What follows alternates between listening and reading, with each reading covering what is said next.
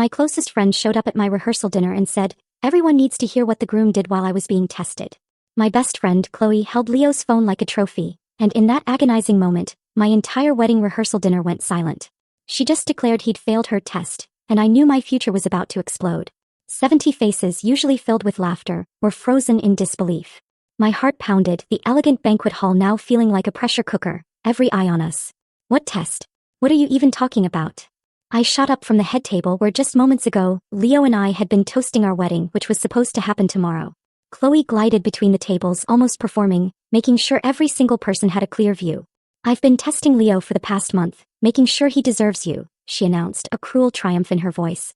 He failed. She waved his phone like a flag of war. Leo lunged, a desperate blur, but she yanked it away. Give me my phone. You had no right to take it, he yelled, his voice cracking. His face was ghostly white, hands shaking. His mother, Susan, was already weeping, and his father, David, looked ready to summon security. I had every right. Chloe snapped back, her voice ringing with self-righteousness. I'm the maid of honor. It's my job to protect the bride. Then from her bag she pulled out a folder. A folder. She started passing out papers to our guests, moving with chilling purpose. These are the results of my loyalty examination. She held up page 1. Page 1 shows the text messages Leo sent to the woman I hired to flirt with him at his gym. My gaze darted around. People looked at the papers, then at Leo, then at me. I snatched one of the pages. My eyes scanned the screen grabs. Nothing. It was just normal, polite responses like, thanks, but I'm engaged, and my fiancé wouldn't appreciate this. Nothing incriminating at all. These messages show he was faithful, I said, confusion warring with anger. What's your point? I tried to grab the other copies, but Chloe had already distributed them to every table. That's just the first test. Look at page 2. She pointed. I created a fake social media account pretending to be his ex, Sarah, and messaged him. The second page showed Leo's response. Please don't contact me. I'm getting married tomorrow and I've moved on. And nothing wrong. You're insane. Leo's brother Ethan roared, jumping to his feet. His face was pure fury. You catfished my fiancée to test him. She's been stalking me for a month. Leo cried out, desperation in his eyes. Following me to work, to the gym. She even showed up at my bachelor party dressed as a waitress. Chloe just smiled, a twisted, proud expression. And you didn't even notice me, she chirped. Which proves you were drinking too much. A good husband would have recognized his bride's best friend, even in disguise. Strike 2. My mother, Karen, tried to interject, her voice soft. Chloe, honey, maybe we should discuss this privately. But Chloe wasn't done. She pulled out her laptop, connecting it to the venue screen system, the one meant to display our engagement photos. This, she announced, a chilling glint in her eye, is security footage from outside Leo's apartment building. Notice the timestamp. The grainy video showed Leo entering his building at 11:47 p.m. This was last Tuesday, Chloe narrated, when he said he was working late. But his office closes at 9 o'clock. Where was he for almost 3 hours? Leo threw his hands up in exasperation. I went to the jeweler to pick up your wedding gift, then got dinner with Ethan to calm my nerves about the wedding. You can check my credit card. Chloe shook her head as if he were a child making pathetic excuses. You should have been home studying the wedding vows I wrote for you. Did you even read them? Let's find out. She pulled another stack of papers from her seemingly endless bag. Everyone turned to page 3. These are the vows I wrote for Leo to memorize. I gave them to him 3 weeks ago. Leo, recite them now. The papers contained 5 paragraphs of the most over-the-top, possessive promises I'd ever read. Things like, I promise to call you every hour when we're apart, and I vow to never have female friends or co-workers. I never agreed to say these vows. Leo cried, looking at me desperately. You slipped them under my door with no explanation. I thought it was a joke. I wrote my own vows, real ones. Chloe spun to face the crowd, a manic edge returning to her voice. A truly devoted groom would have memorized anything the maid of honor gave him. This proves he doesn't take the wedding seriously. But here's the worst part. She clicked to the next slide on her laptop. It was a photo of Leo at a restaurant with a woman. This is Leo having lunch with another woman just yesterday, the day before his wedding. I recognized the woman immediately. That's his sister, Hannah. I exclaimed. She flew in from Denver for the wedding. Chloe scoffed. That's what he wants you to think. But look closer. They're sharing food. Intimate behavior. And she touched his hand twice during the meal. I counted. Hannah stood up from her table looking utterly shocked. I'm literally his sister. You watched us have lunch? What is wrong with you? Chloe ignored her, turning back to me. The final test was the most important. I offered Leo a deal. I told him I would give him $50,000 to call off the wedding and leave town. I said, you'd be better off without him and I could take care of you instead. She pulled out her phone and played a recording. Leo's voice, clear and steady, filled the silent room. He wouldn't take any amount of money to leave me, he said. Chloe was out of her mind for even suggesting it. A wave of relief washed over me, but at the same time, I was so angry I could barely breathe. My best friend since second grade had just tried to bribe my future husband to abandon me at the altar. I snatched the phone from Chloe's hand before she could pull it away, stopping the recording. She reached for it, but I held it behind my back, staring at her like she was a stranger wearing my best friend's face. The banquet hall was completely silent, except for someone's grandmother coughing softly in the back corner. Leo's father, David, pushed his chair back so hard it scraped against the floor, making an awful screeching sound that made everyone jump. He walked straight to the country club manager who was hovering near the kitchen doors, looking like he wanted to disappear into the floor. David spoke in a low voice, but the room was so quiet I heard every word. He told the manager to call security right now, that this had gone far enough, and Chloe needed to be removed from the property immediately. Chloe clutched her laptop against her chest with one arm and the folder of papers with her other hand, like they were the most important things in the world. She turned to face everyone, her words tumbling over each other faster now. She insisted that everyone needed to see the rest of her findings before making any decisions about tomorrow's wedding. She documented everything over the past month, she claimed, and there were patterns of behavior that proved Leo wasn't ready for marriage. Her hands were shaking so badly the papers rattled. I looked around at the 70 confused, uncomfortable faces staring back at me. My grandmother was crying into a napkin at table 4, her shoulders shaking. Leo's cousins whispered behind their hands at table 6. The wedding coordinator stood against the wall, frantically texting someone, probably her boss or maybe even a lawyer. The rehearsal dinner we'd spent 3 months planning and thousands of dollars on had turned into this public interrogation of my relationship. I had no idea how to fix this, how to make it stop or get things back to normal. My mother, Karen, got up and walked over to Chloe, her hands out in front of her like she was approaching a scared animal. She spoke in that gentle voice she used when I had nightmares as a kid, suggesting that maybe she and Chloe should step outside to talk privately about all of this. But Chloe shook her head so hard her hair flew around her face. This concerns everyone here, she insisted. They all need to know what kind of man she's marrying before they watch her make the biggest mistake of her life tomorrow. Her voice had an edge I'd never heard before, something manic and desperate that scared me far more than her accusations about Leo. This wasn't the Chloe who had helped me study for tests, braided my hair before school dances, or held my hand at my grandfather's funeral. Ethan, Leo's brother, stood up from his seat at table 3 and pulled out his phone. He said he needed to clear something up right now before this got any more out of control. He confirmed that Leo was with him for those 3 hours last Tuesday and started scrolling through his phone for proof. He held up his screen, showing credit card receipts from the restaurant where they'd had dinner that night, the timestamp showing 8:47 p.m. for the bill. Then he said something that made my stomach drop. Chloe had followed them to the restaurant and sat 3 tables away watching them the entire time. He'd thought it was weird but didn't mention it, figuring she just happened to be there. But now he realized she had been following Leo on purpose, documenting his movements, stalking him. The country club manager returned to the room with 2 security guards, big guys in black uniforms with radios clipped to their belts. The manager walked up to Chloe and spoke quietly, asking her to please leave the property. She refused immediately, her voice growing louder. She had a right to be here as the maid of honor, she claimed, and she was protecting me from making the biggest mistake of my life. The security guards positioned themselves on either side of her, but didn't touch her, just stood there waiting for instructions while Chloe kept talking. I finally found my voice and it came out stronger than I expected. I told Chloe that what she did wasn't protection. It was stalking and harassment. I said she had no right to follow Leo around for a month, to hire women to flirt with him, to create fake social media accounts, to show up at his bachelor party in disguise. Every word felt like I was breaking something between us that could never be fixed. She looked at me with an expression of genuine confusion, like she honestly couldn't understand why I wasn't thanking her. She'd spent so much time and effort making sure Leo deserved me, she said, sacrificing her own time and money to protect me, and this was how I repaid her? Chloe pulled out her phone again, scrolling with shaking fingers. She began reading text messages between us from the past year out loud to everyone. She pointed out every single time I had complained about Leo working late or mentioned a small disagreement we had. She read a message from 6 months ago where I said I was annoyed that Leo forgot to pick up milk. Another from 3 months ago where I mentioned we argued about whose family to visit for Thanksgiving. She had been keeping a file on our relationship problems this whole time, saving every negative thing I said and interpreting normal couple stress as red flags that justified her month-long investigation. Leo sank heavily into his chair, putting his head in his hands. His whole body seemed to collapse in on itself. His mother, Susan, got up and stood behind him, her hands on his shoulders. She was glaring at Chloe with a look of pure anger I'd never seen on her face before. I realized my future husband had been stalked for weeks by someone he thought was my friend, someone he'd welcomed into his life because she was important to me, and I had no idea it was happening.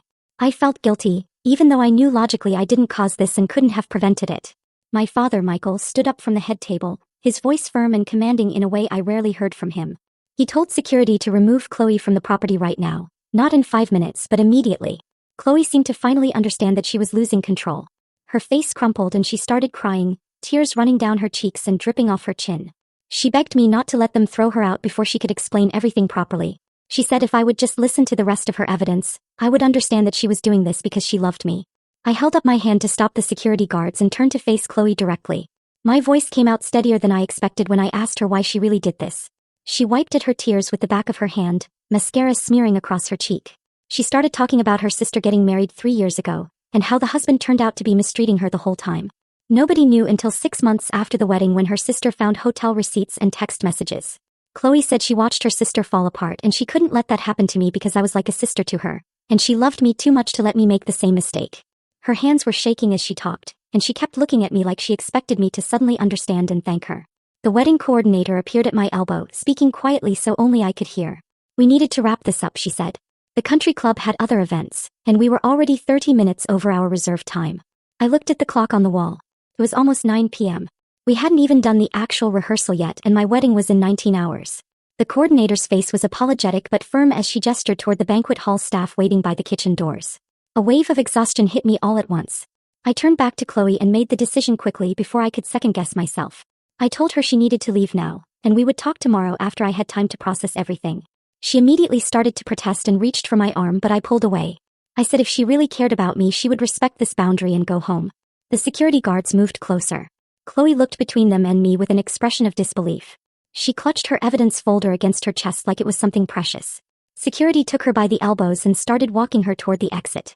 She called back over her shoulder that I was making a mistake, that she had more evidence I needed to see. Her voice got fainter as they led her through the doors and into the lobby. I heard the main entrance doors close, and then there was this moment of complete silence in the banquet hall. The silence broke immediately. Everyone started talking at once. Leo's family gathered around his parents. I could hear his mother crying harder now. My family looked embarrassed, glancing at Leo's family like they wanted to apologize but didn't know what to say. I stood in the middle of it all trying to figure out if my wedding could still happen tomorrow, or if this disaster had ruined everything.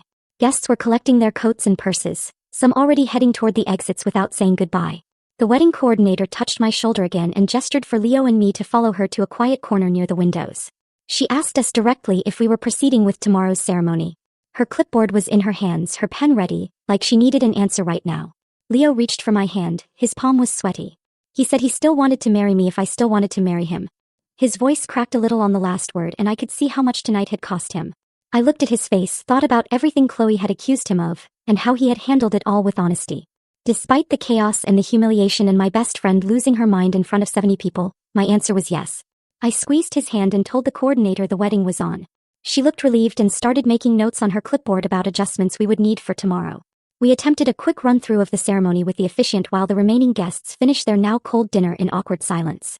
The officiant kept his voice low and professional as he walked us through our positions.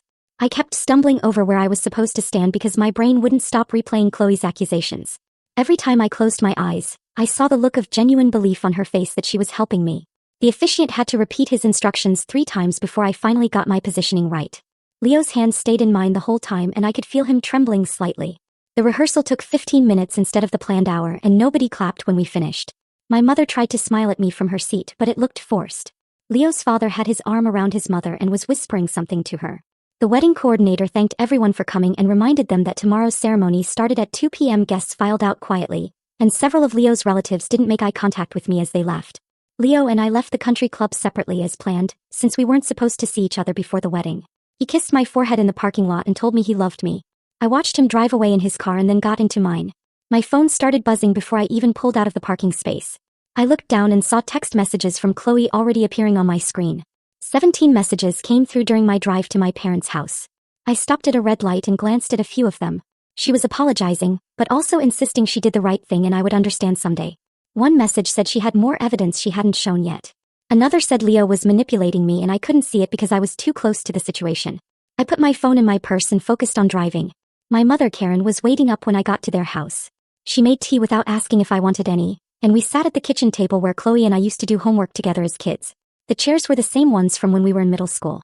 Mom set a mug in front of me and wrapped her hands around her own. She asked gently if I had noticed any other concerning behavior from Chloe lately. The question hung in the air between us. I started thinking about the past few months, about small incidents I had dismissed as Chloe being overprotective or quirky. Things that seemed weird at the time, but I had explained away because she was my best friend and I trusted her. I told my mother about the wedding dress situation first. Chloe had insisted on coming to every single dress appointment, and she wanted to approve my final choice. When I picked a dress she didn't like, she cried for an hour in the bridal shop. The sales lady had looked so uncomfortable, constantly offering us tissues. Chloe said the dress made me look like I was trying too hard, that Leo would think I was desperate. I bought the dress anyway, but I felt guilty about it for weeks. Then there was the guest list drama. Chloe tried to convince me to uninvite Leo's female co-workers from the wedding. She said it was inappropriate to have other women there who saw Leo every day and might have feelings for him. I had refused, but she brought it up at least 5 more times. My mother listened and nodded, her face growing more concerned with each story. I told her about the phone calls too.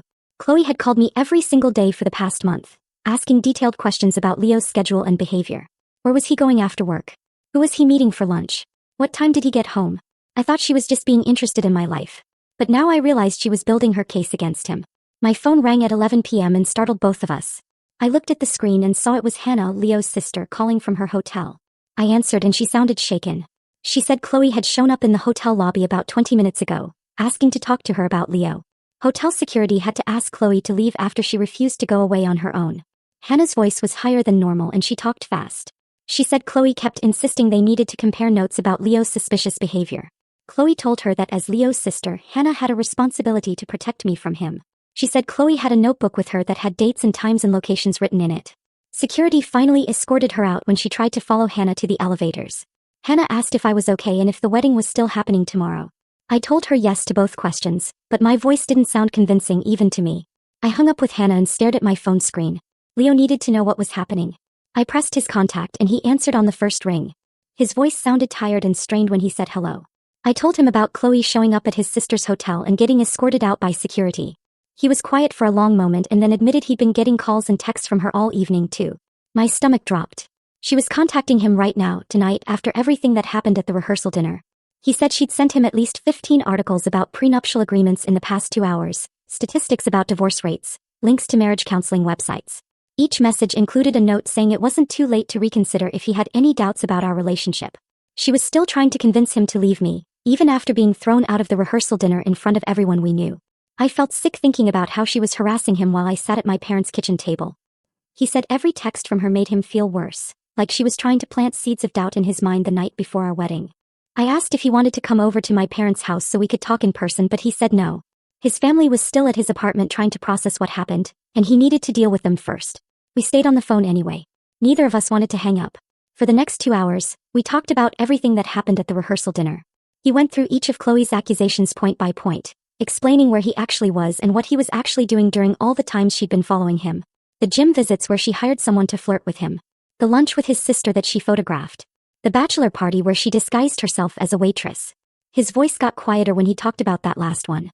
He said the idea that she'd been watching him for weeks without him knowing made him feel violated in a way he couldn't quite explain, like his privacy had been stripped away and he'd been living under surveillance without consent.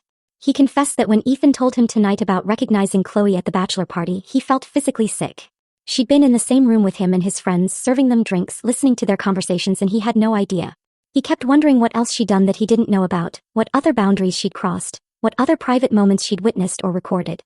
I listened and realized this had traumatized him in ways that wouldn't just disappear after tomorrow's wedding. He wasn't just upset about the public humiliation at the rehearsal dinner. He was genuinely scared of what Chloe might do next. We finally hung up at midnight and I tried to sleep, but my brain wouldn't shut off. Every time I closed my eyes, I saw Chloe's face at the rehearsal dinner, so convinced she was helping me. I fell asleep around 2 o'clock in the morning and woke up 3 hours later with my stomach in knots. My wedding day. I reached for my phone on the nightstand and saw 43 text messages from Chloe that had come in overnight. I scrolled through them with shaking hands. The first dozen were apologies. She was sorry for upsetting everyone, sorry for the timing, sorry for not presenting her evidence more carefully. Then the messages shifted to detailed explanations of why each test was necessary and scientifically valid. She'd researched loyalty testing methods used by private investigators. She'd consulted online forums about catching cheaters. She'd developed a systematic approach to evaluating Leo's character because she couldn't trust him based on my judgment alone.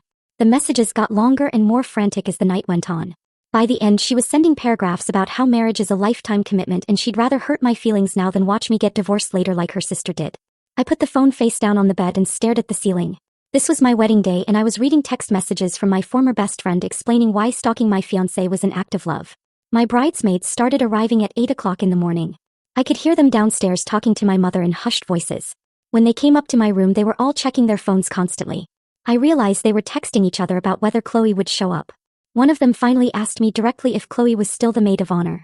I looked at the empty space where her dress was supposed to be hanging and admitted I never officially uninvited her. I didn't know if she'd try to come to the wedding. I didn't know if we needed to warn security to keep her out. My cousin pulled out her phone and said she'd call the venue to make sure they had a photo of Chloe and instructions not to let her in. The other bridesmaids nodded like this was a totally normal thing to do on a wedding day. Add the maid of honor to the ban list. I felt the situation getting more real with every passing minute. At 9 o'clock, I went into the bathroom and closed the door. I pulled up Chloe's contact and stared at it for a full minute before pressing call. She answered immediately. Her voice sounded hopeful and eager, like maybe I was calling to forgive her and let her come to the wedding after all. I took a deep breath and told her as calmly as I could that she was no longer my maid of honor and she wasn't welcome at the wedding today. The silence on the other end lasted so long I thought she'd hung up. Then she started crying. Big gasping sobs that made me grip the phone tighter. She begged for another chance, said she'd apologize to everyone, promised she'd behave perfectly if I just let her be there. She said she'd already bought a new dress specifically for today, and she'd been my best friend for 20 years and she couldn't miss my wedding. Please don't do this. Please let me fix it. Please give me one more chance. I stayed firm, told her my decision was final. Her crying stopped abruptly and her tone shifted completely. She said I was making a huge mistake marrying Leo without completing her full evaluation process. She'd only shown me the preliminary findings at the rehearsal dinner. She claimed she had more evidence she hadn't revealed yet, testimony from Leo's ex, Sarah, that she tracked down and interviewed last week. Sarah had things to say about Leo's behavior and relationships that I needed to hear before I legally bound myself to him. She said if I went through with this wedding without seeing all the evidence, I'd regret it for the rest of my life. Her voice had that manic edge again, the same one from the rehearsal dinner, and it made my hands start shaking. I told her that contacting Leo's ex crossed every possible line and I was done with this conversation. She started yelling, said I was brainwashed, that Leo had manipulated me into choosing him over our 20-year friendship, that I couldn't see clearly anymore because I was too emotionally involved, that she was the only person who could be objective about this situation, and I was throwing away the one person who actually cared about my well-being. I hung up while she was mid-sentence and immediately blocked her number. My hands were shaking so badly I could barely hold the phone. I sat on the bathroom floor with my back against the door and tried to breathe normally.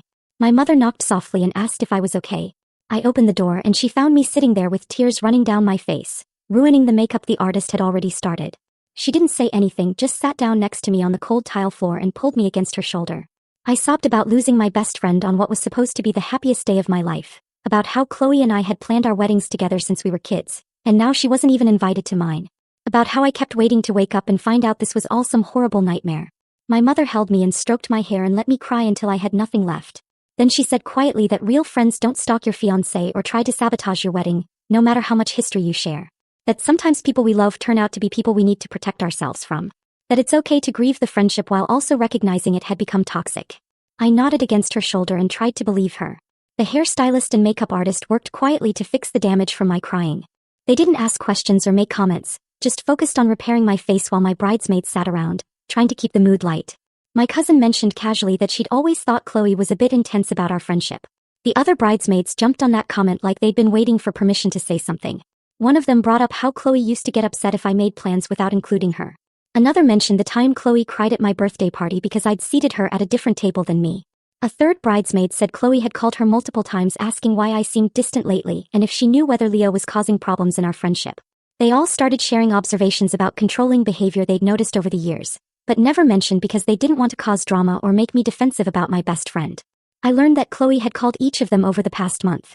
She'd asked them to report any concerns about Leo or our relationship, any red flags they noticed, any suspicious behavior. She'd created a shared document where she was tracking Leo's social media activity and asked them to contribute information about his posts, his comments, his tagged photos. They'd all declined to participate, but nobody told me about it because they thought it was weird but harmless. Just Chloe being overprotective like always. Now they realized it was part of her surveillance operation, and they felt guilty for not warning me sooner. I sat in the chair while they talked and realized how many people had seen signs of Chloe's obsession, but dismissed them as quirks of our friendship. How many warning signs I'd ignored because I'd known her since second grade and couldn't imagine she'd ever actually hurt me. The makeup artist finished blending foundation over my blotchy skin while my cousin kept talking about Chloe's weird behavior over the years. My phone buzzed on the vanity table and I grabbed it, expecting another text from Leo checking if I was okay. Instead, the wedding coordinator's name flashed across the screen. I answered and heard traffic noise in the background mixed with raised voices. She apologized for calling but said we had a situation at the venue. Chloe had shown up demanding to speak with me and security was keeping her in the parking lot, but she refused to leave. The coordinator's voice dropped lower. Early arriving guests could see and hear everything she said and Chloe was making quite a scene. I closed my eyes and felt my stomach twist into knots. My mother took the phone from my hand and spoke to the coordinator, asking for details about what Chloe was doing. The coordinator explained that Chloe had arrived with more folders and was trying to show papers to anyone who walked by. My father, Michael, appeared in the doorway, already putting on his jacket. He said he would drive to the venue and handle this while I finished getting ready. I nodded and watched him leave, feeling grateful, but also guilty that my father had to deal with my former best friend's breakdown. The hairstylist worked on pinning my veil while I sat there trying not to cry again and ruin the makeup repairs. My phone stayed silent for 20 minutes and I kept checking it obsessively. Then my father called and I put him on speaker so my mother could hear too. He said he'd convinced Chloe to leave by promising that she and I would meet for coffee next week to talk everything through. His voice dropped to a whisper and he added that I didn't actually have to follow through on that promise. He just needed something to make her leave. Relief washed over me and I thanked him, my voice shaking. He said security had Chloe's photo and description now, and she wouldn't be allowed back on the property. My mother squeezed my shoulder and said we needed to get me into my dress. The bridesmaids left the room to give us privacy, and my mother unzipped the garment bag hanging on the closet door. The dress was ivory lace with a fitted bodice and flowing skirt that I'd chosen 6 months ago with Chloe beside me, giving opinions on every option. My mother helped me step into it carefully, lifting the heavy fabric over my head and smoothing it down my body. She fastened the dozens of tiny buttons running down my spine while I stared at myself in the full-length mirror. Despite everything that happened with Chloe, I still wanted to marry Leo today. The chaos had actually made me more certain about him because I saw how he handled being stalked and publicly accused with dignity and honesty. He never lost his temper or said cruel things about Chloe, even when she deserved it. My mother finished with the buttons and stepped back to look at me. She started crying and said I looked beautiful and I felt tears threatening to spill over again but forced them back. We loaded into my father's car at 12:30 with my dress carefully arranged across the back seat. The bridesmaids followed in a separate car and we drove to the venue in silence. I watched the familiar streets pass by and thought about all the times Chloe and I had driven these same roads together. We arrived at the venue at 1 o'clock and I could see Leo's car already parked near the entrance. The wedding coordinator met us at the door with a bright smile that didn't quite hide the stress in her eyes. She assured me that security had Chloe's photo and description, and she wouldn't be allowed on the property under any circumstances. I nodded and tried to focus on the fact that I was about to marry someone I love instead of dwelling on the friend I'd lost. The coordinator led us to the bridal suite where my bridesmaids were already touching up their makeup. Someone handed me a glass of champagne, but I couldn't drink it because my stomach felt too unsettled. At 1:45 the coordinator knocked and said it was time to line up. My father offered his arm and I took it, feeling the weight of my bouquet in my other hand. We walked to the ceremony space and I could hear music playing and guests talking in low voices. The ceremony began at 2 o'clock, and the bridesmaids walked down the aisle one by one. Then the music changed to the wedding march and my father squeezed my arm. We stepped into view and I saw Leo standing at the altar with his brother beside him. His eyes filled with tears when he saw me, and I knew we were both thinking about everything we went through to get to this moment. All the stalking and accusations and public humiliation that could have destroyed us but somehow made us stronger instead. The officiant began speaking, and there was no sign of Chloe disrupting anything. I barely heard the opening words because I was scanning the crowd for any sign of trouble. But everyone just smiled at us and the ceremony continued smoothly. We reached the vow exchange and Leo pulled out the paper where he'd written his promises. He said he vowed to trust me and communicate honestly and protect our relationship from outside interference. His voice caught on that last part and I squeezed his hand because we both knew what that really meant. It meant protecting us from people like Chloe who thought they knew what was best for our relationship better than we did. I read my own vows, promising the same things, plus a commitment to always choose him, even when other people tried to come between us. The officiant pronounced us married and Leo kissed me while our families clapped. We walked back down the aisle together holding hands and I felt both joy and sadness mixing in my chest. The person who should have been standing beside me as maid of honor wasn't there, and that absence was a wound that would take a long time to heal. But I had Leo and we'd survived something that would have broken weaker couples. The reception started with cocktail hour, and multiple guests approached us to apologize for what happened at the rehearsal dinner. They said they were glad we went through with the wedding and that we clearly belonged together. Leo's mother, Susan, found me near the bar and pulled me into a tight hug. She whispered that I handled an impossible situation with grace, and she was proud to have me as her daughter-in-law. Her acceptance meant everything after watching her cry at the rehearsal dinner. We moved into the reception hall for dinner and I tried to relax into the celebration. My phone vibrated in the small clutch I'd brought and I pulled it out to check. An unknown number had sent several text messages and I opened them, confused. Photos of Leo and me from throughout our relationship filled the screen with captions analyzing our body language for signs of trouble. One photo from last Christmas had a caption saying, "I looked uncomfortable when Leo's arm was around me." Another from a beach vacation pointed out that we weren't making eye contact in the picture. I realized Chloe was using someone else's phone to contact us, and I showed Leo the messages. He looked at them and his jaw tightened. We decided right there to turn off both our phones for the rest of the reception. The first dance started and the DJ announced us as husband and wife. Leo took my hand and led me to the dance floor while everyone watched. We swayed together and I finally started to relax into the moment. Leo leaned down and whispered in my ear that we survived Chloe's investigation and public accusations, so we could probably survive anything marriage would throw at us. I laughed and realized he was right about that. Whatever challenges we faced in the future, they probably wouldn't involve a childhood best friend stalking us for a month and ambushing our rehearsal dinner with fake evidence. We'd already been through the worst and come out stronger on the other side. In the evening, Hannah found me near the dessert table and touched my arm gently. She pulled me away from the other guests toward a quiet corner by the windows overlooking the garden. Her face had that serious look that meant she needed to say something important. She glanced around to make sure nobody could overhear us before she started talking. She told me she was really worried about Chloe based on what happened in the hotel lobby the night before. Chloe had cornered her for almost 20 minutes, asking bizarre questions about Leo's behavior and whether Hannah had ever seen him act suspicious around other women. Hannah said Chloe's eyes looked wrong, like she wasn't fully present in the conversation. She kept repeating the same phrases about protecting me and making sure I was safe. Hannah suggested that Chloe might need real professional help, not just an apology or a conversation. She said the obsessive behavior could get worse if Chloe didn't get treatment soon. I felt this heavy guilt settle in my chest because I should have noticed how bad things were getting. I'd known Chloe since we were 7 years old, and I'd missed all the warning signs that something was seriously wrong with her mental state. Hannah squeezed my hand and said it wasn't my fault, but I couldn't shake the feeling that I'd failed my oldest friend by not recognizing she needed help before everything exploded at my rehearsal dinner. My father, Michael, stood up to give his toast and the entire reception hall went quiet. He raised his glass and smiled at Leo and me sitting at the head table. He talked about how Leo and I balanced each other perfectly, how Leo's calm nature helped ground my tendency to overthink everything. He mentioned specific moments from the past year that showed how well we worked together as a team. He said he was thrilled to welcome Leo into our family and that he'd never seen me happier than I'd been since we got engaged. The whole time he was speaking, I noticed his eyes kept flicking toward the entrances to the reception hall. He was watching for Chloe, even though security had her photo and instructions to keep her out. His hand shook slightly when he raised his glass for the final part of the toast. He never mentioned the maid of honor or anything about last night's chaos.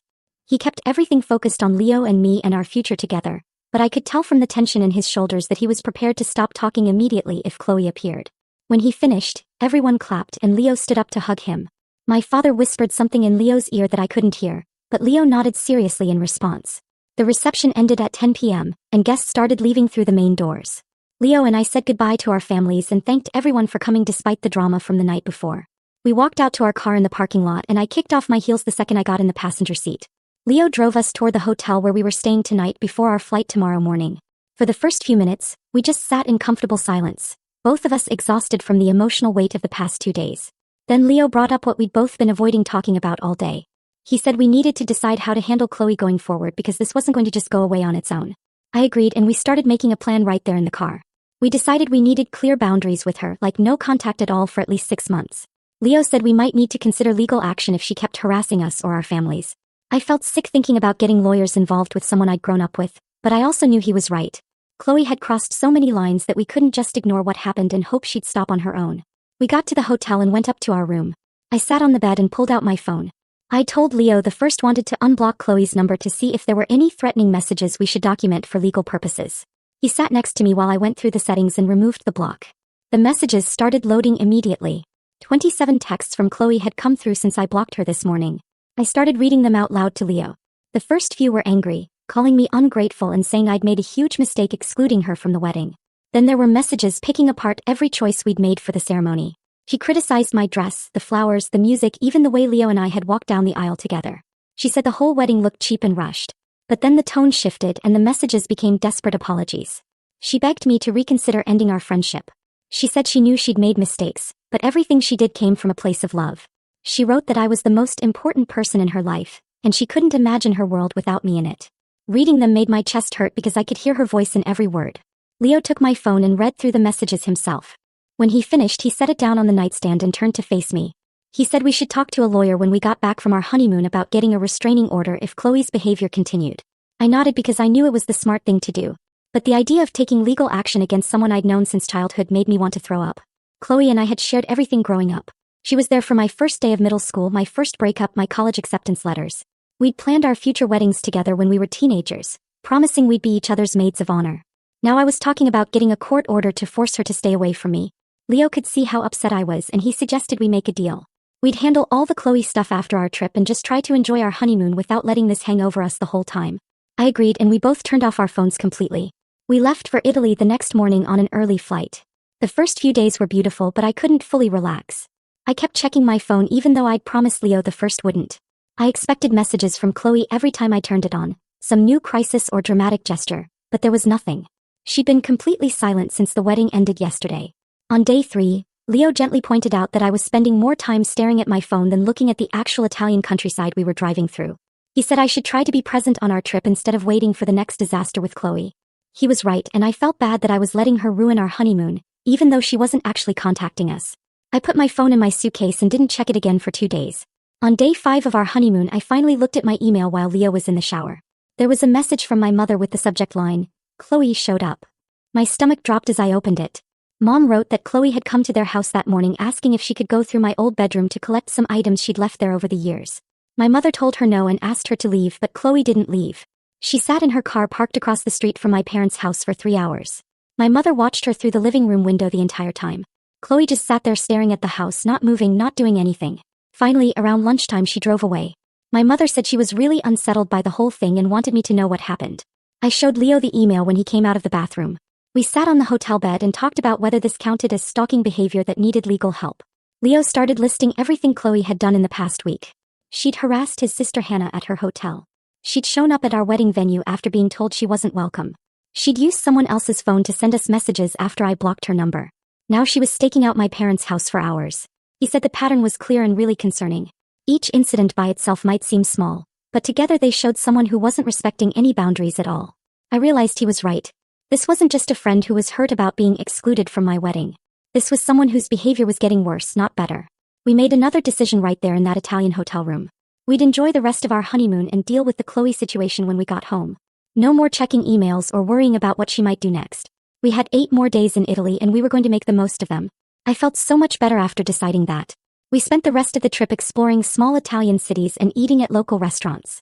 We visited museums and walked through ancient ruins. We took a cooking class and learned to make fresh pasta. We drank wine on terraces overlooking the countryside. For those last 8 days, I was able to push Chloe out of my mind and just focus on starting our marriage the right way. Leo and I grew closer during that time, making plans for our future and talking about the life we wanted to build together. We flew home 2 weeks after we left and landed late at night.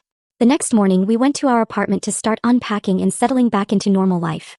There was a package sitting outside our door addressed to both of us. No return address, but I recognized Chloe's handwriting immediately. Leo carried it inside and we stared at it on the kitchen counter for a few minutes before opening it. Inside was a scrapbook, the kind with a leather cover and thick pages. Chloe had made it herself, documenting our entire friendship from 2nd grade through college. There were photos of us at every age, ticket stubs from movies we'd seen together, notes we'd passed in class, programs from the school plays we'd been in. Every page was carefully designed with captions and dates. It was actually beautiful and looking through it made me cry. But there was also a note tucked into the back.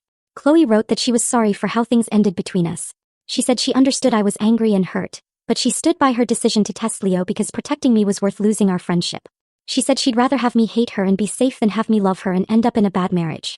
Reading those words made me realize that Chloe genuinely believed she'd done the right thing, which somehow made everything worse. I opened the scrapbook on the kitchen counter and started turning through the pages. There was a photo from 2nd grade where we were missing our front teeth and holding hands on the playground. Another from middle school at the science fair where we'd built a volcano together. Our high school graduation with our arms around each other. College move-in day. My engagement party where she was smiling so wide her eyes were almost closed. Every page had little notes in her handwriting about what we were doing that day and how much fun we'd had. I started crying looking at all those years of friendship documented so carefully. Leo came over and put his arm around me while I wiped my eyes with my sleeve. The scrapbook was actually beautiful and clearly took her hours to make. But it also felt like she was trying to make me feel bad for setting boundaries. Like she was saying, look at everything we've been through. How can you throw this away? Leo suggested we put it in the closet for now and focus on getting settled into married life. He said we needed to decide what to do about her behavior, but we didn't have to make that decision today. I closed the scrapbook and put it on the top shelf where I wouldn't see it every time I walked past. The next morning, I called my doctor's office and asked if they could recommend a therapist. The receptionist gave me 3 names and I started calling them right away. The first 2 didn't have any openings for at least a month. The third one had a cancellation and could see me in 2 weeks. I booked the appointment immediately and felt a little better just knowing I'd have someone to talk to about everything. I needed help sorting through all the feelings I had about losing my oldest friendship. There was grief because I missed her, anger because of what she'd done to Leo and ruined our rehearsal dinner, betrayal because she'd been lying to me for a month while she stalked my husband, and guilt because part of me wondered if I'd missed signs that she was struggling this badly. All of it was too much to process on my own. Leo and I spent the next few days unpacking boxes in our new apartment and trying to feel normal again. We'd signed the lease before the wedding and moved our stuff in while we were on our honeymoon. Now we were arranging furniture and hanging pictures and doing all the regular things newlyweds do. It felt good to focus on something simple and positive instead of thinking about the disaster our wedding weekend had turned into. We made dinner together in our new kitchen. We picked out which closet would be whose. We argued about where to put the couch. Normal couple stuff that made me feel like maybe we could move past all the drama and just be happy. 3 days after we got back from Italy, my phone rang while I was putting dishes away. It was my mother. She said Chloe had called her that morning asking for my new address. Mom told her she didn't have it, which wasn't exactly true since she'd helped us move in. Chloe had asked multiple times and even offered to come pick up the address in person so they could talk about me. My mother had finally told her to stop calling and hung up. Hearing that made my stomach drop. The fact that Chloe was trying to find out where we lived scared me in a way her other behavior hadn't. It meant she wasn't backing off. It meant she was still actively trying to get to me even after everything that happened. I thanked my mom for not giving her our address and for telling me about the calls. After I hung up, I sat down on the couch and felt my hands shaking. Leo came out of the bedroom and saw my face and asked what was wrong. I told him about Chloe trying to get our address from my mother. He sat down next to me and we both just stared at the wall for a minute. Then he said we needed to talk to a lawyer. I found a lawyer online who specialized in harassment and restraining orders. Her website said she'd worked with stalking victims before. We made an appointment for the next day. That night I couldn't sleep. I kept thinking about Chloe showing up at our door or following us around like she'd followed Leo. I kept checking the windows to make sure no one was outside watching our apartment. Leo noticed me getting up for the 3rd time and asked if I wanted to sleep with the bedroom door locked. We'd never locked our bedroom door before, but I said yes and he got up and turned the lock. It helped a little, but I still barely slept. The lawyer's office was in a building downtown. We took the elevator to the 4th floor and checked in with the receptionist. The lawyer came out to get us after a few minutes. Her name was on the door, but I'm not going to say it here. She brought us into her office and asked us to explain the situation from the beginning. Leo and I took turns telling her everything. The stalking during the month before the wedding, the hired woman at the gym, the fake social media account, the disguise at the bachelor party, the security footage she'd collected, the rehearsal dinner disaster, Chloe harassing his sister at her hotel, showing up at our wedding venue after being uninvited, using someone else's phone to contact us, staking out my parents' house, now trying to get our new address. The lawyer took notes the whole time and asked questions about dates and times and whether we had any of this documented. Leo pulled out his phone and showed her the text messages Chloe had sent from the unknown number. I showed her the emails and the photos from the rehearsal dinner that guests had sent me. The lawyer looked through everything carefully. Then she said we had a strong case for a restraining order if we wanted to pursue it. She explained that harassment and stalking were taken seriously by the courts, especially when there was this much documentation. She said the pattern of behavior was clear and showed someone who wasn't respecting boundaries. She asked if we wanted to file for a restraining order right away or if we wanted to try other options first. Leo and I looked at each other.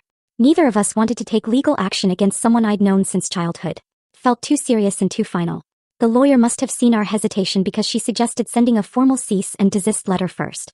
She explained that it would be a legal document telling Chloe to stop all contact with us and our families. It would be sent certified mail so we'd have proof she received it. If she violated the letter by contacting us again, we'd have documentation to strengthen a restraining order case. That felt like a better first step. It gave Chloe one clear chance to stop on her own before we involved the courts. We told the lawyer yes, we wanted to do the cease and desist letter. She said she'd draft it and have it ready for us to review in a couple days. We paid her retainer fee and left the office. In the car on the way home, I felt both relieved that we were taking action and sad that it had come to this point. I was about to send a legal letter to my best friend since 2nd grade telling her to leave us alone. The lawyer emailed us the draft of the cease and desist letter 2 days later. It was formal and clear. It listed all of Chloe's behavior and stated that she must stop all contact with us, our families, our workplaces, and our home. It said she couldn't call, text, email, or approach us in person. It said if she violated these terms, we would pursue legal action, including a restraining order. Reading it made everything feel very real and very serious. Leo and I both approved the letter, and the lawyer sent it certified mail that afternoon. She said Chloe would have to sign for it so we'd know exactly when she received it. Now we just had to wait and see if she would respect it or if we'd need to take the next step. 4 days later, the lawyer called to say the letter had been delivered and signed for. Chloe had gotten it. I spent the rest of that day feeling anxious and checking my phone constantly, even though I'd blocked her number. I kept expecting her to show up somewhere or find a way to contact us. But nothing happened that day or the next day. By the third day I started to think maybe the letter had worked. Maybe seeing it in formal legal language had made her understand how serious this was. Maybe she was finally going to leave us alone. Then a thick envelope showed up in our mailbox with Chloe's handwriting on it. My hands were shaking when I pulled it out. Leo was at work, so I was alone in the apartment. I sat down at the kitchen table and opened it. Inside was a 10-page handwritten letter on notebook paper. The handwriting got messier as the pages went on, like she'd been writing faster and faster. She started by saying she understood I was angry and that she accepted responsibility for how things had turned out. Then she launched into this long explanation of her entire thought process behind testing Leo. She wrote about her sister's marriage 3 years ago and how the husband had been mistreating her the whole time, but nobody knew until after the wedding. She wrote about how devastated her sister had been and how it took her years to recover. She wrote about her own fear of abandonment that started when her dad left when she was 8. She wrote about how I was the only stable relationship in her life and the only person who felt like real family. She wrote that the thought of me ending up in a bad marriage like her sister was unbearable. She wrote that she knew her methods were extreme, but she truly believed she was protecting me from potential heartbreak. The letter was heartbreaking to read. I could see the pain and fear behind everything she'd done, but it didn't change the fact that her behavior was wrong and harmful. It didn't change that she'd stalked my husband and ruined our rehearsal dinner and scared both of us. Understanding why she did it didn't make it okay. I put the letter back in the envelope and called Leo at work to tell him it had arrived. He said we should forward it to the lawyer so she'd have it on file. I took a photo of all 10 pages and emailed them to her. Then I put the letter in a drawer with all the other documentation we were keeping. 2 weeks later I had my first therapy appointment. The office was in a quiet building near the park. The therapist's waiting room had comfortable chairs and magazines and soft music playing. When she called me back to her office, I sat down on the couch and immediately started crying. I cried through most of that first session. I told her about my friendship with Chloe starting in 2nd grade. I told her about all the years of sleepovers and inside jokes and being there for each other through everything. I told her about the stalking and the rehearsal dinner and the cease and desist letter. I cried about losing someone who had been part of my life for so long. The therapist handed me tissues and listened without interrupting. When I finally stopped crying, she said something that helped. She said I could grieve the friendship while also recognizing that Chloe's behavior was wrong. She said it's possible to hold both truths at the same time. I could be sad about losing my best friend and also know that I made the right choice in setting boundaries. Those two things didn't cancel each other out. She said grief is complicated and I didn't have to choose between missing Chloe and protecting myself. I could do both. That made sense to me in a way nothing else had. I left that first session feeling like maybe I could get through this with help. 2 weeks after the cease and desist letter, Leo called me from work in the middle of the day. His voice was tense. He said Chloe had just shown up at his office building trying to get past security. She'd been carrying a folder and telling the security guard she had important information for Leo about healthy marriage communication. The guard had asked her to leave, but she'd refused and kept insisting she needed to see him. Finally, they'd threatened to call the police and she'd left. But the whole interaction had been caught on the building security cameras. Leo had already talked to his boss in building security about getting the footage. He asked if I thought we should send it to our lawyer. I said yes immediately. This was exactly what the cease and desist letter had told her not to do. She'd violated it by coming to his workplace. We now had proof that she wasn't respecting our legal boundaries. That evening we went to Leo's office and got a copy of the security footage. We forwarded it to our lawyer along with a written statement from the security guard who'd dealt with Chloe. The lawyer called us the next morning and said this strengthened our case significantly. She asked if we were ready to file for a restraining order. Leo and I talked about it for a long time that night. It felt like such a big step, but Chloe had proven she wasn't going to stop on her own. We told the lawyer yes. We wanted to file for the restraining order. The lawyer filed the paperwork and we got a court date 3 weeks out. Those 3 weeks felt like waiting for something terrible to happen. Every time my phone rang, I jumped. Every time I heard footsteps in the hallway outside our apartment, I froze. Leo started walking me to my car after work because we were both nervous about Chloe showing up. The day of the court hearing finally arrived. We got dressed in business clothes and drove to the courthouse downtown. Our lawyer met us outside and went over what would happen. She said Chloe had been notified of the hearing and had the right to be there. She said the judge would hear from both sides and then make a decision. We walked into the courtroom and sat at one table with our lawyer. Chloe was already there, sitting at the other table by herself. She decided to represent herself instead of hiring a lawyer. She looked terrible. Her hair wasn't brushed and she was wearing sweatpants and a wrinkled shirt. She wouldn't look at me.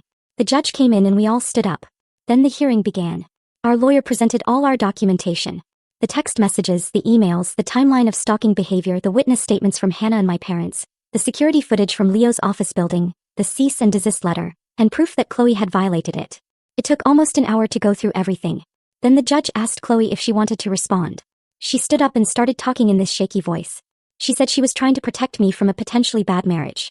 She said her methods were unusual, but they came from a place of love. She said she never meant to scare anyone or cause harm.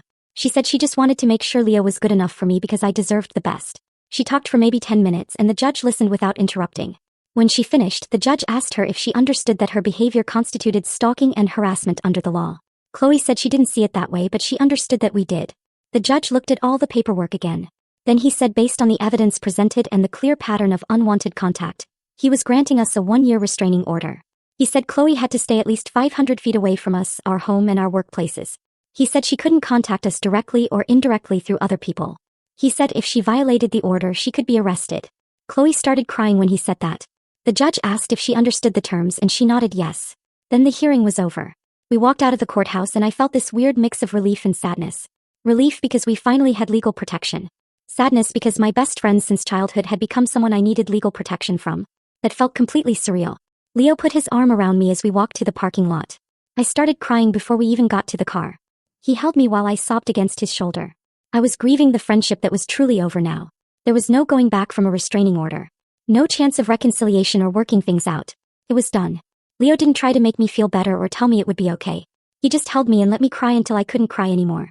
Then we got in the car and drove home to start figuring out how to move forward with our lives. Over the next few months, Chloe stayed away from us completely. She didn't show up at our apartment or Leo's office or any of the places we normally went. My mother called me one afternoon in early spring and said she'd run into one of Chloe's coworkers at the grocery store. The coworker mentioned that Chloe had been asking about me through mutual friends, trying to find out how I was doing without violating the restraining order. My mother also heard that Chloe started seeing a therapist twice a week and was apparently working through some things. I felt this weird mix of relief that she was getting help and sadness that our friendship had gotten so broken that she needed professional intervention to deal with losing me. Leo asked if I wanted to reach out somehow, maybe through my mother as a go-between, but I told him I wasn't ready for any contact, even indirectly. The restraining order gave me space to breathe and figure out my own feelings without worrying about what Chloe might do next. Leo and I settled into married life in our new apartment across town from where we'd both lived before. We unpacked boxes together and argued about where to put furniture and learned each other's habits in a way we hadn't when we were just dating. I discovered that Leo sorted his socks by color and always made the bed before leaving for work. And he learned that I couldn't function before coffee and liked to reorganize the kitchen cabinets every few weeks. We were more careful with each other after everything that happened with Chloe. We checked in more often about how we were feeling and made sure to talk through small annoyances before they became big problems. Leo started telling me his full schedule each week without me asking. Not because I demanded it, but because he wanted me to feel secure. I made sure to introduce him to my friends and include him in plans instead of keeping parts of my life separate the way I used to. The whole experience with Chloe had taught us that protecting our relationship meant being intentional about communication and boundaries. We were stronger as a couple because we'd survived someone actively trying to destroy our trust.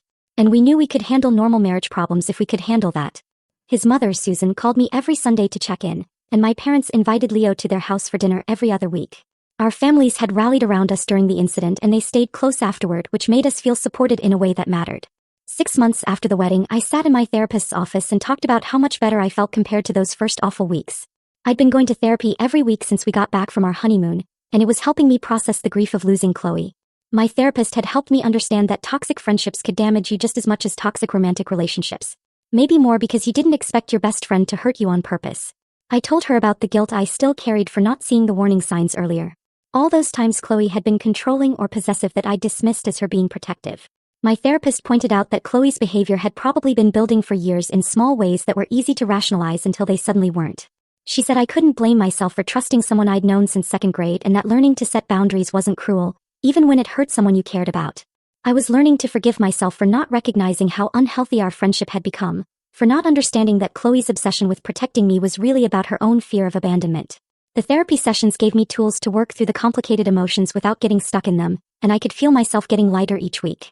My therapist spent one whole session helping me understand that I couldn't have prevented Chloe's breakdown or fixed her issues through friendship alone. She explained that Chloe's obsessive behavior had likely developed over many years, probably starting long before she met Leo or even knew I was in a serious relationship. Some people needed professional help that friends couldn't provide no matter how much they cared or how long they'd known each other. My therapist said that protecting myself in my marriage was the right choice, even though it meant ending a 20-year friendship, and that sometimes the most loving thing you could do was step back and let someone face the consequences of their actions. She reminded me that I'd tried to talk to Chloe multiple times, that I'd given her chances to stop the stalking and testing, and that she'd chosen to escalate instead of listening. The restraining order wasn't me being cruel or abandoning a friend in need. It was me setting a necessary boundary to keep myself and Leo safe from someone whose behavior had become dangerous. I left that session feeling like a weight had lifted off my chest. Like I finally had permission to stop feeling guilty for choosing my own well-being over Chloe's feelings. Leo and I celebrated our 1-year anniversary on a quiet Tuesday evening at home. We ordered takeout from the restaurant where we'd had our first date and ate it on our couch while looking through photos from the wedding. We talked about how far we'd come since that chaotic rehearsal dinner and wedding weekend, how we'd managed to build a good life together despite everything Chloe had tried to destroy. Leo said he was grateful we didn't let her behavior ruin our relationship or make us suspicious of each other, that we'd chosen to trust each other instead of letting her tests and accusations plant seeds of doubt. I told him I was thankful for how he'd handled being stalked with so much patience and how he'd supported me through losing my oldest friend without ever making me feel bad about grieving that loss. We both agreed that the trauma had actually made us better partners because it forced us to be intentional about communication and boundaries from the very beginning of our marriage. The restraining order would expire in a few months and we'd need to decide whether to renew it. But we agreed to cross that bridge when we got there. For now, we were focused on building our life together, on the daily routines and small joys that made up a marriage, on being happy in the present instead of worrying about what Chloe might or might not do when the legal protection ended. I still thought about Chloe sometimes when I drove past places we used to go together or when I saw something that reminded me of our childhood. I wondered if she was doing better, if therapy was helping her understand why she'd become so obsessed with testing Leo and protecting me from a threat that didn't exist. Part of me hoped she was healing and learning healthier ways to handle her abandonment fears and attachment issues. But I'd accepted that our friendship was over and that was okay even though it still hurt sometimes. Some relationships weren't meant to last forever, even when they started in 2nd grade and shaped your entire childhood. Leo and I were happy in our little apartment with our routines and our Sunday calls with his mother and our weekly dinners with my parents. Our families were supportive and we'd learned valuable lessons about boundaries and trust that would serve us well throughout our marriage. Life wasn't perfect because we still had bad days and arguments about stupid things and moments when we missed how simple everything used to be before Chloe's tests exploded our rehearsal dinner. But it was genuinely good and that was enough. Have you ever had to say goodbye to a friendship you thought would last forever?